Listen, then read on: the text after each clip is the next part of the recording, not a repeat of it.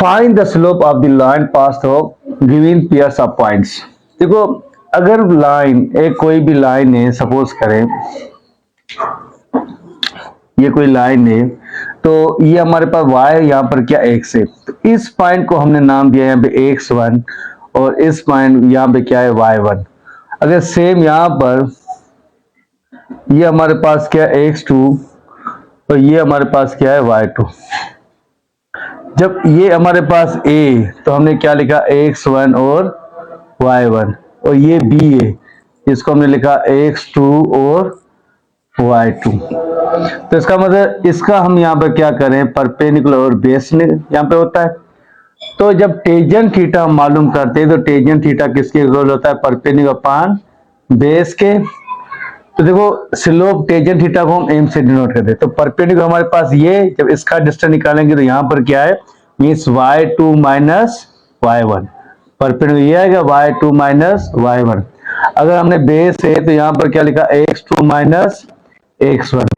तो यहाँ पर क्या आएगा, y2 माइनस y1 और x2 माइनस x1, जिसको आप m से भी डिनोट कर सकते हैं, डेल्टा y और डेल्टा x।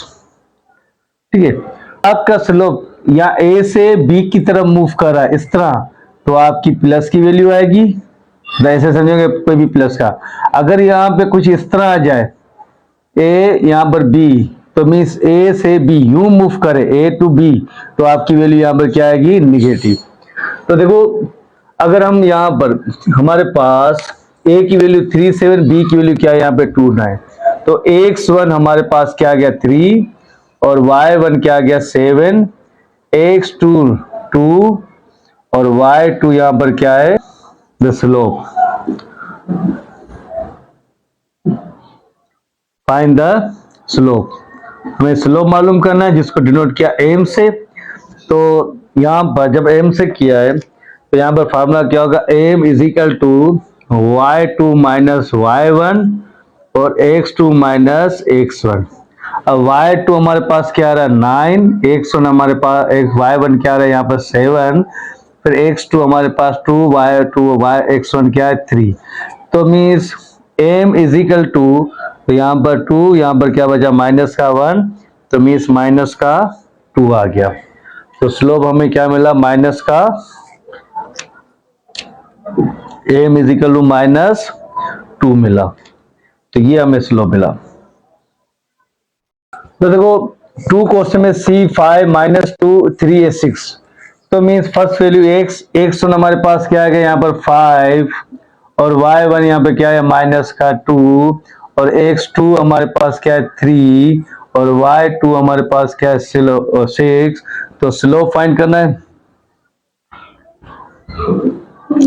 Find slope. जब स्लोप मालूम करना है तो हमने इसको डिनोट किया m से, तो m का फार्मूला क्या, y2 माइनस y1 और x2 माइनस x1।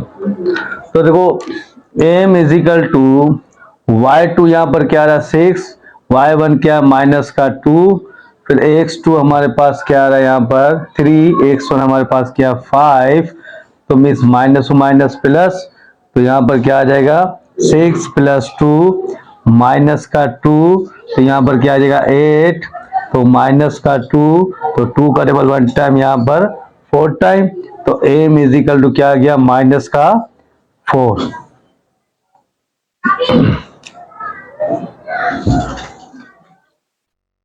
में e की वैल्यू 5 3 है, f की वैल्यू माइनस 2 एंड 3 है।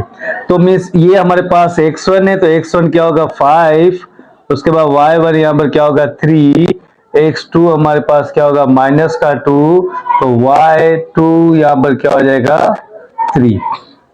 अब देखो, हमें फाइंड क्या करना है, फाइंड स्लोप। हमें स्लोप मालूम करना है, तो स्लोप का यहाँ पे फार्मूला क्या है, m is equal to y2 minus y1 और x2 माइनस x1। तो यहाँ पर हमने m is equal to y2 हमारे पास क्या आ रहा है 3, y1 यहाँ पर क्या, ये भी हमारे पास क्या है 3, तो x2 क्या है माइनस 2 और माइनस का यहाँ पर 5। जब यहाँ पर 0 वैल्यू आ गई तो मीन्स यहाँ पर क्या आएगा 0। तो एम हमारे पास यहाँ पर क्या आ गया 0।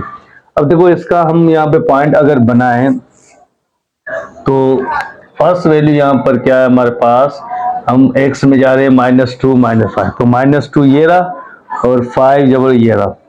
तो यहाँ पर क्या आ रहा है y में 3, जब 3 आ रहा है तो ये स्लोप हम बात करें x टू 3 ये आ गया और यहाँ पर दूसरी पॉइंट ये आ गया, तो इस तरह स्लोप जाएगा। तो ये slope m is equal to क्या आ गया 0। ठीक है, अगर स्लोप हमेशा हम डायरेक्शन लेते हैं वो इस तरह होता है, मतलब इसकी कोई एंगल बननी चाहिए, यहाँ पे कोई एंगल बन रही है तो यहाँ पे ये पैरेलल के मूव कर रहा है, तो यहाँ पर m इज इक्वल टू 0 आ गया। तो देखो 4 क्वेश्चन में g की वैल्यू क्या है 0 0, h की वैल्यू a b है। तो इसमें हमें क्या करना है, फाइंड करना है स्लोप, फाइंड स्लोप। तो m is equal to y2 minus y1 और यहाँ पर क्या आएगा x2 माइनस x1।